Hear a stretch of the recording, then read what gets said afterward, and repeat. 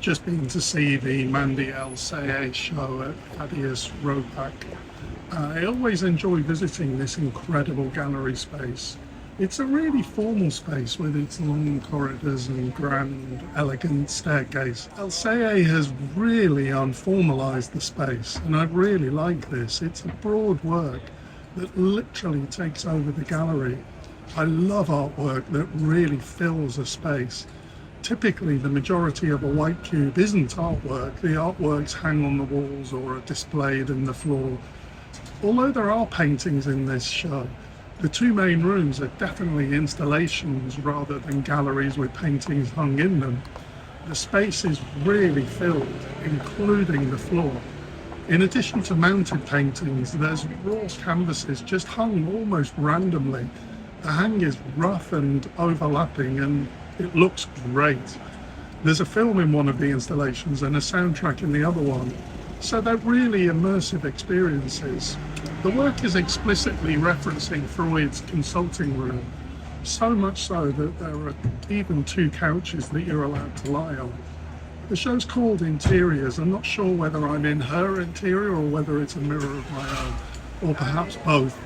The work does feel very personal, not least because there's an exhibit that includes shelves of objects and books from her own archive. It doesn't feel like they're for me to explore my subconscious. To me, it does feel like I'm in her subconscious. But I like how it's not just mental, it's very physical and tactile, not least the fact that you have to walk through the sheets of hanging latex to get into the show. Definitely feels skin-like. That said, when I lay on the couch, I did feel like I was being invited to go into my subconscious. Just looking at the aesthetics of the paintings, I absolutely love them. There's a real beauty in this chaos, and I do think that it's hard to do this in a way that works. There's definitely something of Rauschenberg here, but so much more as well, I think. I love, love, love her use of grids that obscure the images underneath. The combination of kind of organization and patterns with the chaos of the subconscious, it really works for me. Not all of the works, but some of them to me are as successful as some of Gerhard Richter's squeegee works, and I couldn't really give a work higher praise than that. These are not neat works, they're kind of whole symphonies, encyclopedic volumes, yet they look so good. I could look at them for a long time. Really impressive.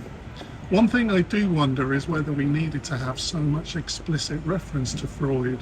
He's mentioned in all of the gallery literature. There's the two couches, and of course the show is called Interiors.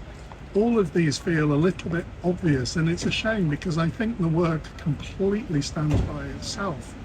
Some of the titles of the works are so good.